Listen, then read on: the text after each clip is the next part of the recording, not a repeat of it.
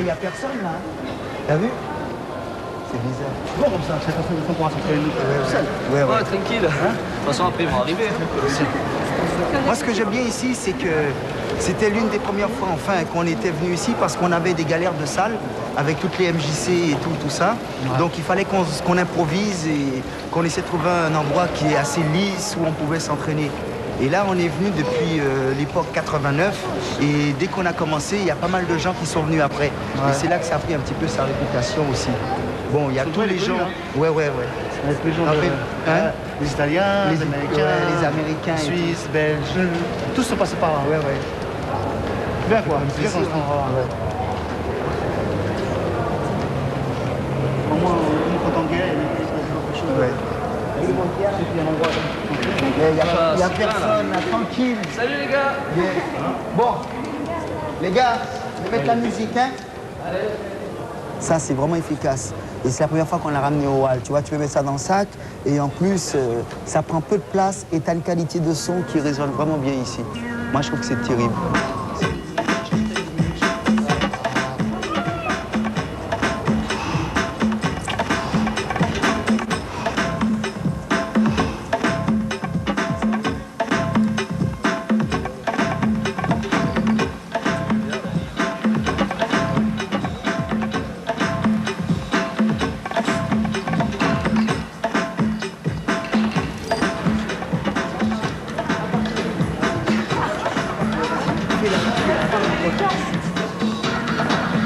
Elle monte vers le haut encore là. C'est celle-là. Donc regarde ce mouvement. Il ne faut pas faire comme ça. Quand c'est celle-là qui monte encore, c'est celle-là qui monte vers le haut. Quand tu la ramènes, celle-là, elle monte. Refais-le. Je la tête quand elle monte. Tu montes dans le haut.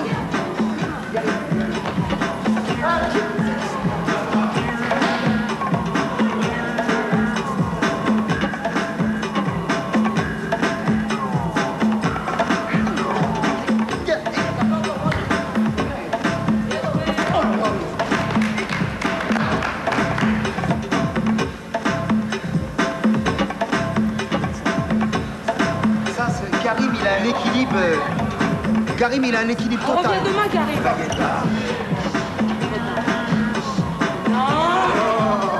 Enfin, tous les sols, ils n'ont pas la même densité. Et ce qui est important, c'est de chercher, tu vois, de sentir un peu la lourdeur ou la légèreté du sol. On a l'impression qu'on sent mieux et tout. Et celui-là, bon, c'est un sol beaucoup plus lourd. Mais au début, quand on venait, on sentait vraiment lourd, qu'on avait du mal vraiment à décoller et tout. Et au fur et à mesure, tu ressens, tu calcules, et puis le sol, bon, tu le testes, quoi. Le tout, c'est que nous, on puisse se régler, en fin de compte, dessus. Regarde ça. Quel point pour qu'il reste le sol? Ouais. Non, on arrive déjà. On regarde le sol. Tout briqueur, tout danseur.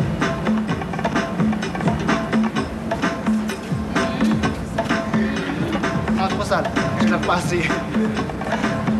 Après.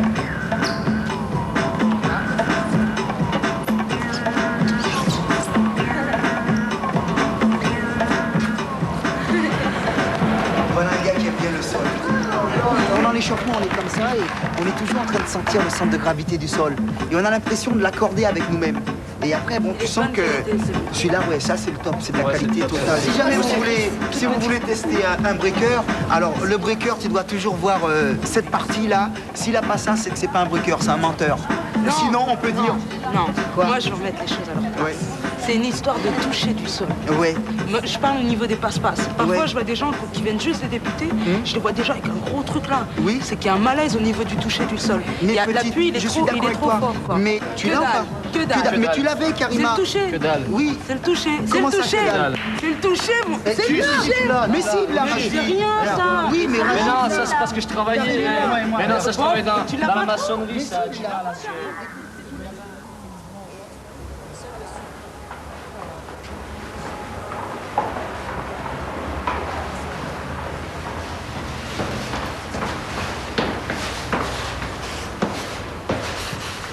C'est la première fois que je le vois vide, cet endroit. Quand on arrivait ici, d'habitude, ici, c'était noir de monde de deux côtés. T'avais toujours du mal à descendre. C'est la première fois que je touchais même la rampe.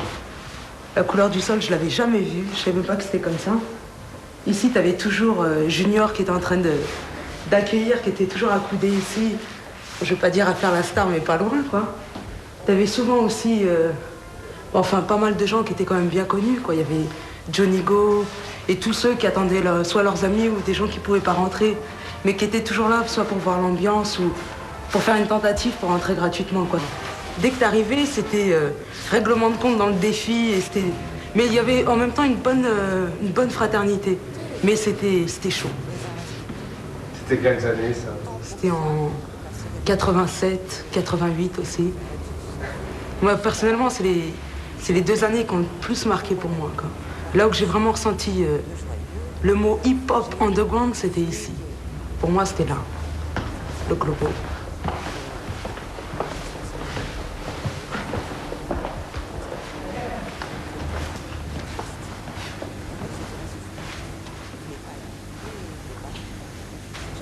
Pour moi, c'était une grotte. Quand on rentrait ici, c'était une grotte. J'avais l'impression que tout était en voûte, en cercle, quoi. Ça fait bizarre. Là-bas, c'était l'endroit de... Enfin, que moi, j'appelais l'endroit de Dynasty, où il était toujours en train de brûler ses platines, c'était là. Même là, c'est rare de pouvoir l'approcher d'aussi près. C'était toujours plein de gens. Même là, à cette époque-là, le DJ, il avait une importance qui était bien grave, quoi. Quand il y avait Public Enemy, toujours en hauteur, on mettait plein de chaises. Parce qu'il y avait quand même des chaises aussi sur tout le long, on les rassemblait.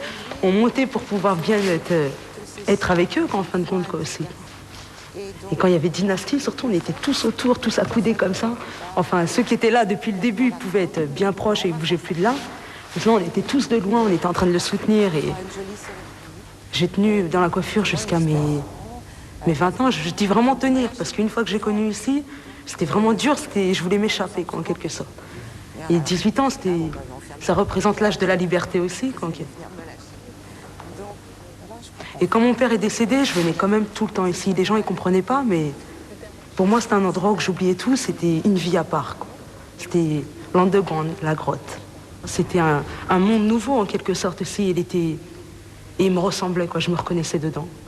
Et donc, même quand je travaillais dans la coiffure, on avait un miroir tout au fond. Moi, j'étais souvent dans le fond. Tout ce qui était bac à shampoing, parce que j'étais assistante ou technicienne. Donc, je faisais couleur, mèche, permanente, etc. Donc, c'est là-bas, le fond, c'était mon coin. Et il y avait des grands miroirs. Et dès qu'il n'y avait plus de clientes, je m'entraînais en hop-rock devant. Mais j'avais vraiment aucune notion. C'est-à-dire que je me suis quand même débrouillée. On m'avait donné des bases, mais vu que j'avais aucun rythme, etc., j'ai mis du temps. J'ai mis du temps. On sait très bien que le break, c'est dur, quoi. C'est pas facile du tout. Donc il y avait le petit sourire en se disant, elle va pas tenir longtemps. On se disait, au bout d'un mois, elle va craquer, elle va arrêter, parce que c'est pas fait pour une fille. Enfin, il n'y avait pas de fille, donc c'était pas fait pour une fille. Pourquoi c'est pas fait pour une fille? Parce qu'on voyait que des mecs. C'était surtout ça, quoi. Et on pensait que c'était soi-disant physique, etc. Mais il y a une chose qui m'a réveillée aussi, par contre. Je te parlais du cirque de Pékin. J'ai vu une fille faire coupole au ralenti avec un vase sur le pied. Et pourtant, elle était toute fine, etc. Et même dans ce festival-là, il y avait aussi des toutes petites de 9 ans qui faisaient plein de trucs d'acrobatie, des mouvements de bébête, etc. Je disais, mince, bon, on parle de force, mais une petite fille de 9 ans, là, on peut pas me dire qu'elle a de la force. C'est l'histoire de technique et d'appui, etc., quoi. Et donc, c'est là aussi que je me suis dit, bon, pour moi, quand même, la coupole, ça restait quand même inaccessible. Tout ce qui était grande face, ça restait quand même inaccessible. Donc, je me suis dit, les passe-passe. J'ai quand même bien galéré, mais je me suis dit, c'est un moyen de mettre mon identité dedans. 4, 5, 6, 7 et 8. Donc on se met tous, chacun à sa place, dans cette position-là. Donc je pars de là, premier repère, il est là, pour le six-step. Deuxième, il est là-bas. Troisième. Quatrième, je reviens à mon point de départ. D'accord? C'est archi important de garder des repères comme ça, pour l'esthétisme. Tout le monde a pris ses repères?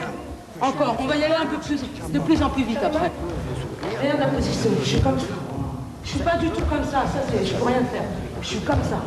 Les genoux ils fléchissent légèrement. Je suis en détente, sur la semi-pointe. D'accord? Six step.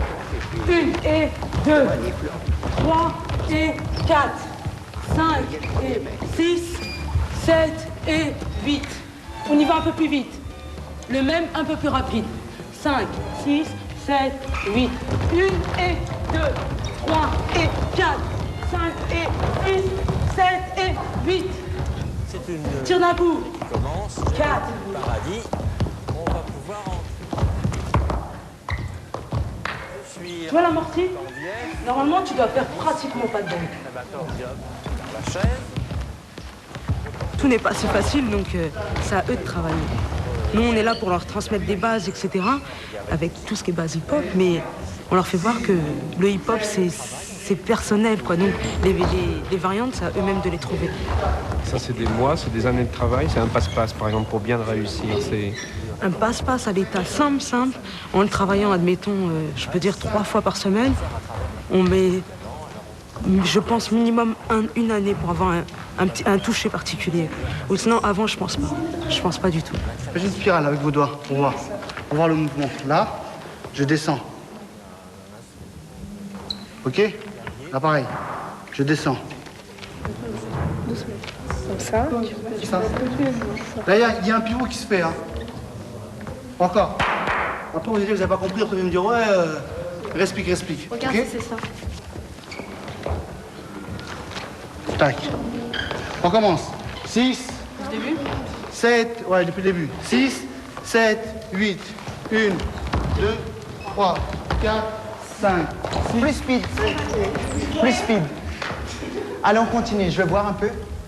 6, 7, 8. Alors là, ce qui est important, c'est que le mouvement, tu dois sentir au mouvement que c'est parfait. Et le mouvement, c'est pas ça, c'est ta en même temps que je bloque avec le pied, pas face publique. Hein?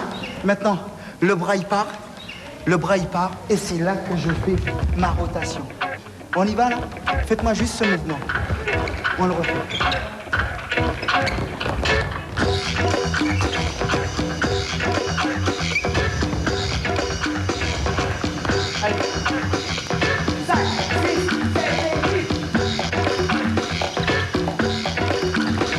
On a déjà travaillé pas mal antérieurement avec eux et qu'on leur a montré pas mal de bases, aussi bien dans le break que dans le locking, les ondulations, toutes les bases du hip-hop. Hein? Et puis bon, si tu veux, on est revenu pour leur faire comprendre beaucoup plus de choses. Maintenant, notre étape là, si tu veux, la dernière partie qu'on va passer avec eux, c'est qu'on veut réussir à qu'ils deviennent générateurs et non récepteurs. Il ne faut pas qu'on leur donne la mauvaise habitude, comme disait Gabin, de leur donner, et qu'eux, sans vraiment savoir ce qu'ils doivent faire, que seulement accepter.